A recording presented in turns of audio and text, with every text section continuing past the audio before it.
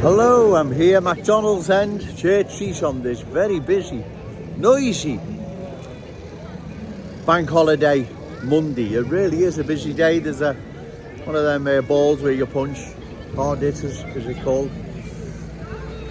Lady busker. So it's busy today, so bear with me. It's busy the length and breadth of Church Street, so I'll settle for here.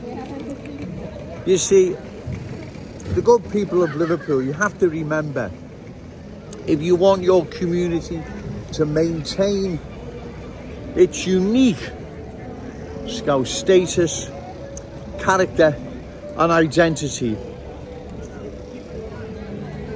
then further cultural change must be opposed, because you can't have both, ladies and gentlemen. You can't have cultural change and Scouse pride. They're mutually exclusive, right? It doesn't work like that. Now, the politicians, the reckless politicians, allowing this outrage to happen here in our glorious city, they're fully aware that Scouse pride and cultural change cannot coexist. Either cultural change prevails, and that means then the end of our Scouse culture, or Scouse pride prevails and we stop further cultural change, right? That's how it works. That's the only way it can work, right? Around London, let's say, because they live and work there at times. So they know what has happened, right? They know what has happened. They know cultural change and the unique originality, status, culture, identity those communities had. They know only too well that cultural change changed everything and replaced the unique originality with something completely different. They know that more than anyone, right?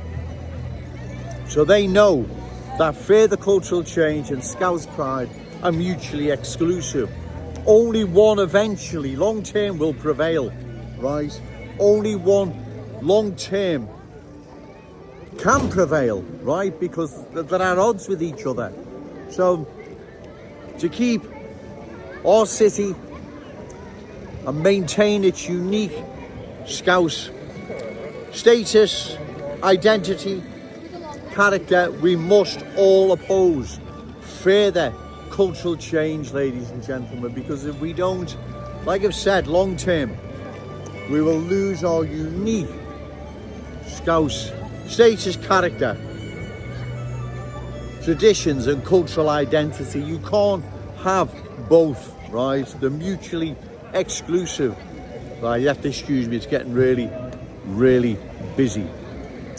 See, I was talking to a guy earlier on and he said, you know, is it too late? Are we banging our heads against the wall? And I said, listen, our city is still vast majority Scouse. In fact, I said to me it was 99% still Scouse. So that was just wishful thinking. It's not, I don't know what it is, but the shift of power is slowly changing in favour of new arrivals, but we are still well and truly in the driving seat here in our glorious city, right?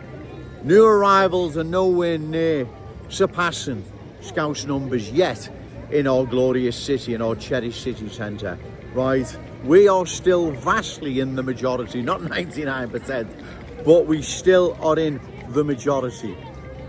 But if we leave it too late, there will be a cultural shift where new arrivals will be in the driving seat. And like I've said before, does anyone really believe they've got their feet up watching the TV, watching Corrie or Emmerdale? Got to thank these Scousers for the hospitality, opportunity and future they've given us in their glorious city. Does anyone really believe that? Come on. Maybe some, but the culture that doesn't want to assimilate, wants to dominate, they most certainly won't be thanking us. They'll be laughing at us. And that's what they've done right across the country. They've laughed as whole communities have been handed over to them, because that's what happens, ladies and gentlemen, when too many new arrivals with different ways, beliefs, values, standards move into a community. It becomes unfamiliar and unfriendly, and the hosts that originally welcomed them, they eventually leave. Hence, the community then goes. They lose their community, and new arrivals are then the new owners of that community, if I said that right. It's getting really, really busy here now, so I won't stay much longer, ladies and gentlemen. So, cultural change and Scouse pride are mutually exclusive, and if the good people of Liverpool, which I'm sure they do, if they want to maintain their community's unique Scouse status, character and identity, then we must all oppose further cultural change, because if we don't, long term, like I've said, I'm not talking tomorrow, I don't know how long, but within 5 to 10 years there would have been a dramatic change, without a doubt, right?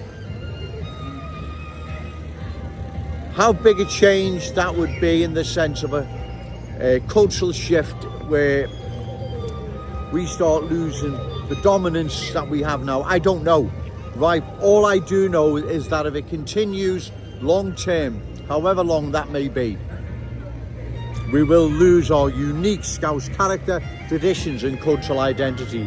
But what can be guaranteed, within 5 or 10 years, there will be a dramatic shift, without a doubt. Look at our cherished city centre now. Look what is happening to it, ladies and gentlemen. It has been changed. It has been changed into an unfamiliar, unfriendly place. A place I don't remember several years ago. Not 10 or 20 years ago. Several years ago. I don't remember it like this. Right? That's why we must all oppose further cultural change. And we oppose it at election time. Find a candidate reliable, credible, opposed to further cultural change, and give them your vote. It's getting really, really busy now, ladies and gentlemen, so I'm going to call time. It really is a grand bank holiday Monday. I'm going to enjoy it now. So remember, say no to cultural change, yes to Scouse pride. Shout it out loud, Scouse and proud. Okay, thank you.